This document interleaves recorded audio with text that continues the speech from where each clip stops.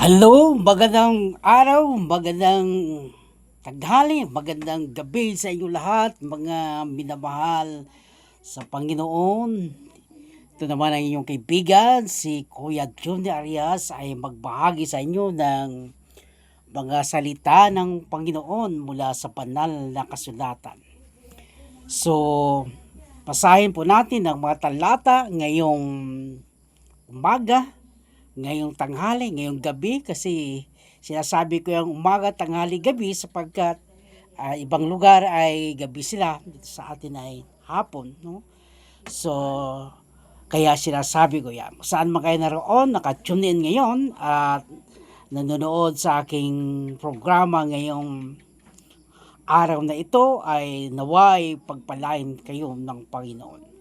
Bago tayo magbasa ng banal na kasulatan, tayo muna ay manalangin. Salamat Panginoon sa kabutihan mo ngayong araw na ito.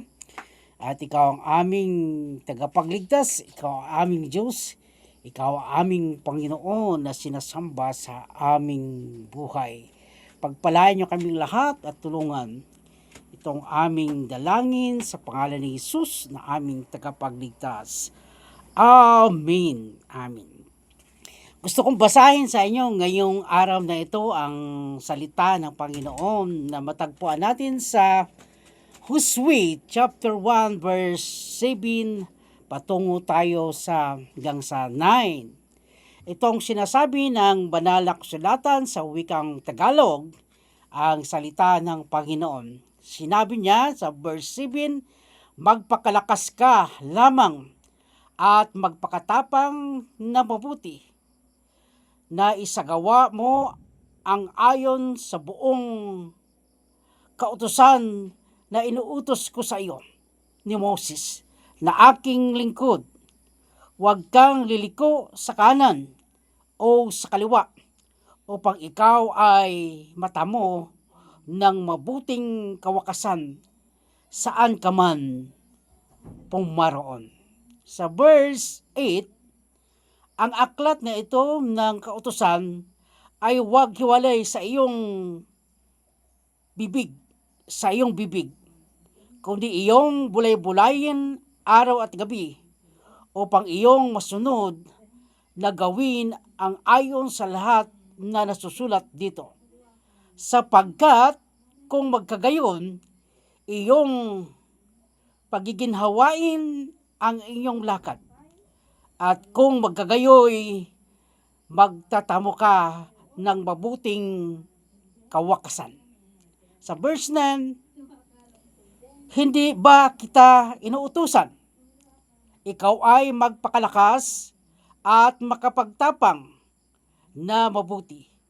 Huwag kang matakot ni manglupaypay, sapagkat ang Panginoon mong Diyos ay sumasaiyo saan ka man pumaroon. Napakagandang tabuggubilin ni Yahweh kay Hosea na kanang kamay ni Moses. Nang si Moses ay mamatay, ay si Hosea ang kanyang ipinalit bilang leader, bilang manguna sa lupang pinangako ng Diyos sa bayang Israel, na mula sila ay lisanin doon sa Ehipto sa pagkaalipin ng Paraon. Kaya nga, itong talatang ito ay tinagubilin ng Diyos ito kay Moses. At si Yahweh na, si Hosea naman ay tinagubilinan din ng Diyos ng ganito. Kaya nga, isang instruction ng Diyos na talagang matibay na instruction sa kanyang leader. Okay?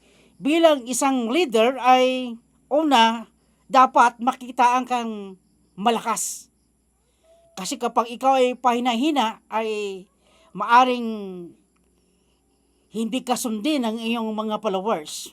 Kailangan kapag ikaw ay leader, ikaw ay pangulo, kailangan ay malakas ka. Kaya unang payo ng Diyos kay Josue na magpakalakas.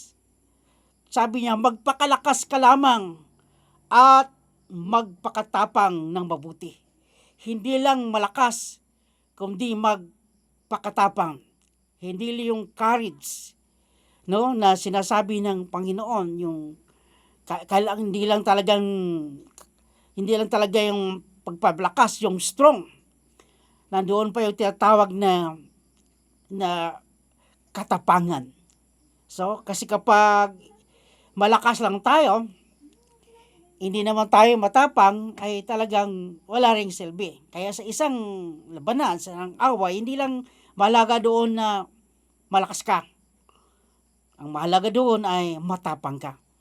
Kaya mong suungin, kaya mong harapin ang anumang hamon sa buhay.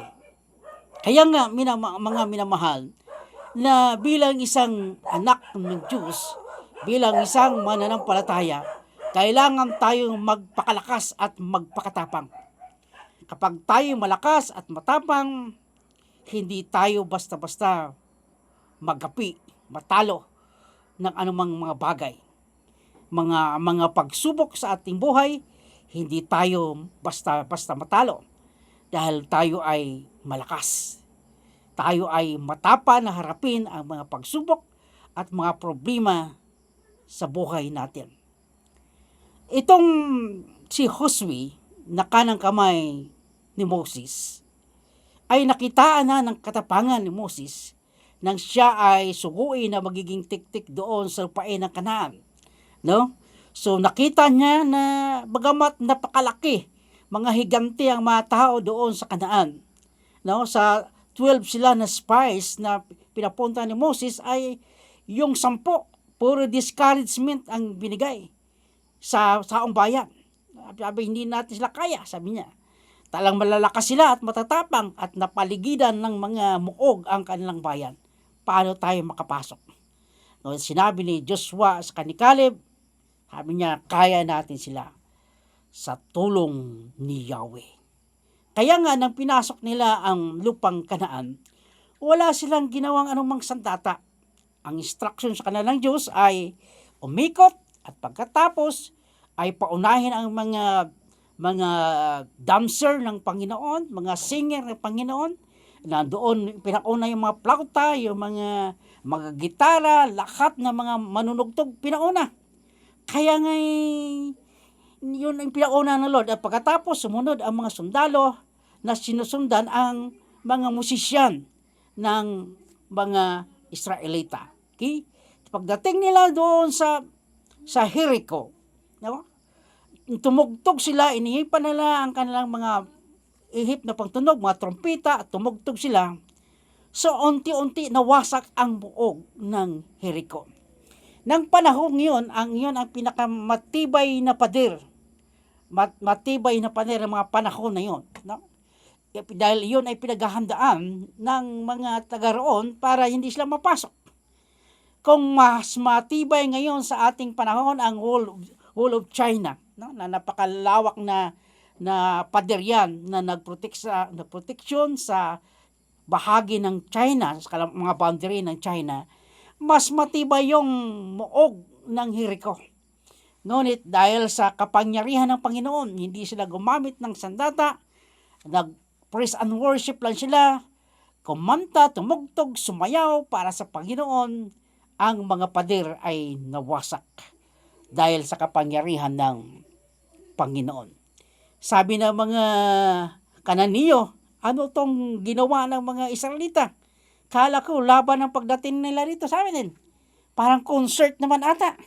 Dahil nauna yung mga dancers, mga musician nauna, at yun ang pinatugtog, nawasak ang muog, ang mga tao sa loob ay nasusugatan, natambakan, namatay dahil sa nagbagsakan ang kanilang mga pader at ang kanilang mga bahay. Doon sa kapangyarihan ng pagkanta, pagpuri ng mga anak ng Diyos ng mga Israelita.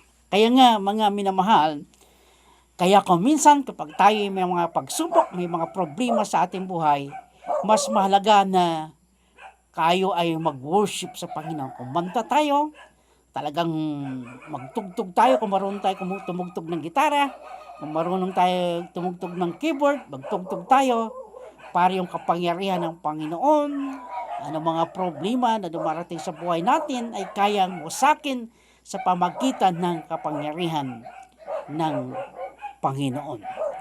Ang pagtugtog, ang pagkanta sa Panginoon, isang matibay na sandata laban sa kaaway. Kaya hindi na sila gumamit ng sandata, kumanta lang sila, nagpuri lang sila, ang buog nawasak dahil sa kapangyarihan ng musika na ibinigay nila sa Panginoon. Pagtunog ng trompeta, pagtunog ng mga flauta, pagtunog ng mga tamborin at ilan pang mga instrument, ang Jericho nawasak. Nawasak ang kanyang buog, ang kanyang pader dahil sa pamagitan ng pagpuri at pagsamba ng mga manampalataya. Kaya nga mga minamahal, kailangan nating magpakatapang, magpakalakas. At sinasabi niya pa sa salitang ito, sabi niya sa verse 8, ang aklat na ito ng kautusan ay huwag mo ihiwalay sa iyong bibig, kundi iyong bulay-bulayan araw at gabi upang iyong masunod ang gawain ang ayon sa lahat na isinulat dito. Sapagkat kung magkagayoy, iyong pagiginhawain ang iyong lakad. At kung magkagayoy, magtamo ka ng mabuting kawakasan. So ang utos pa ng Panginoon na huwag ihiwalay, huwag ilayo. Do not depart in your mouth. Ano yung do not depart in your mouth? Ito yung word of God.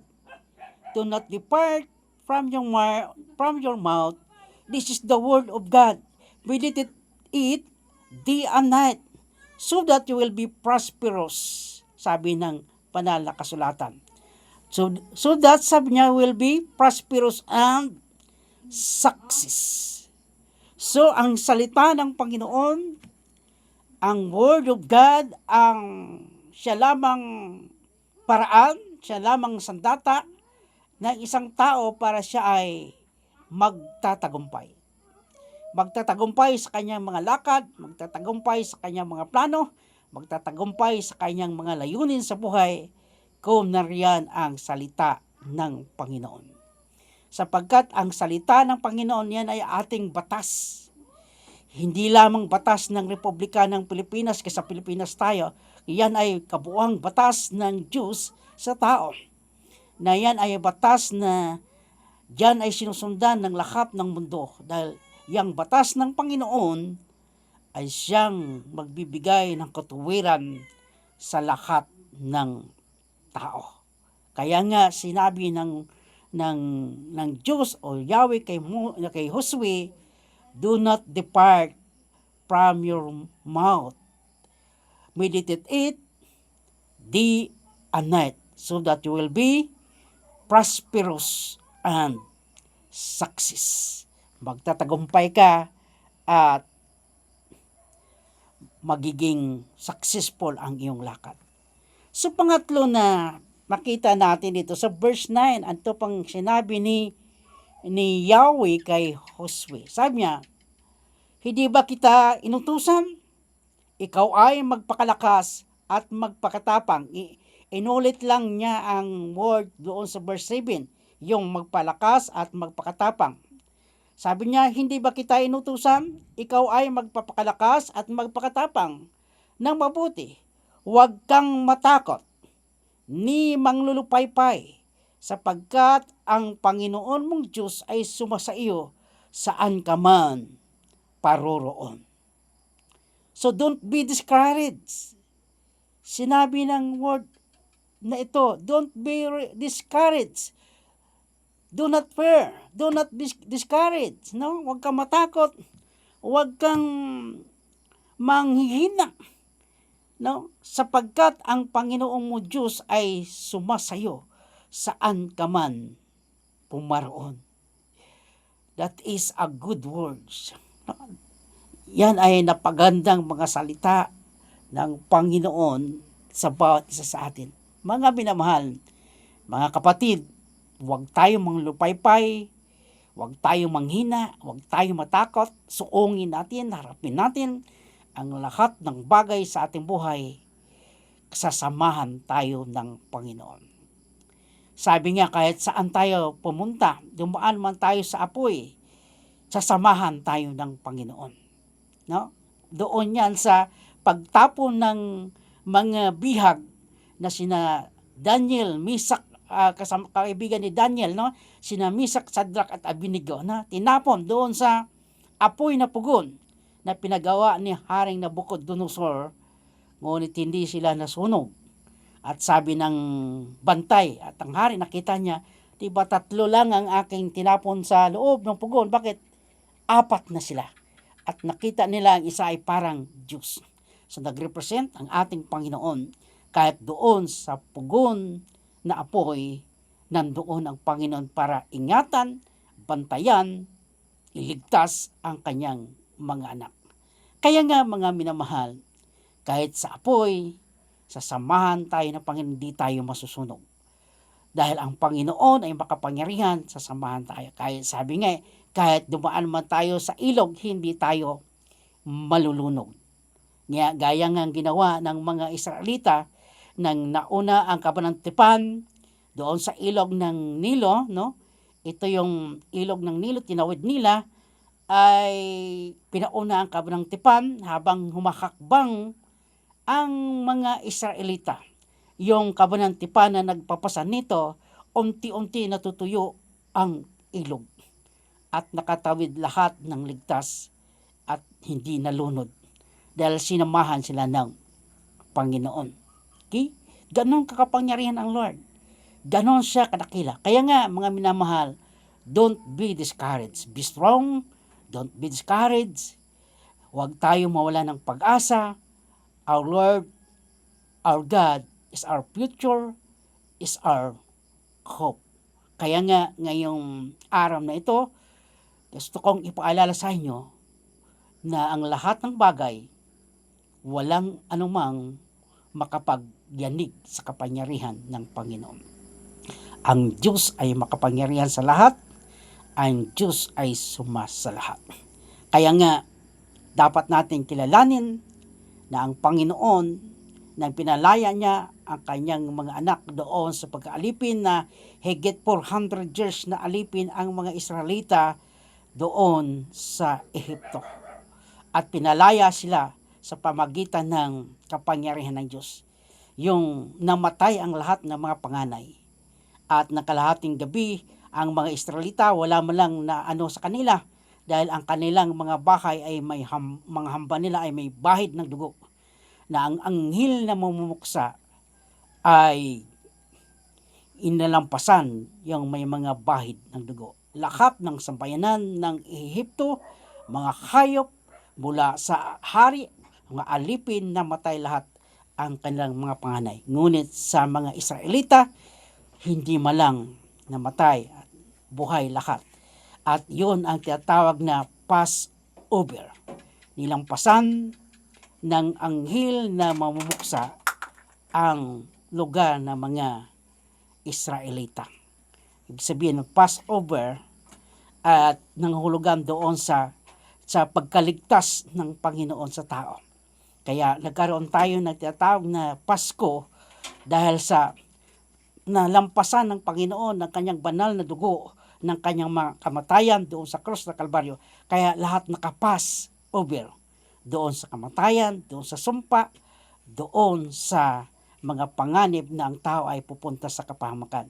Ngunit dahil sa kapangyarihan ng kamatayan ng ating Panginoon Kristo, lahat ay nakalampas. Yung tabing ay napunit ng bawat isa ay makalapit na sa Panginoon. Tayo manalangin. Salamat po Panginoon ay ang kapangyarihan ngayong araw na ito. Pagpalaan niyo kami.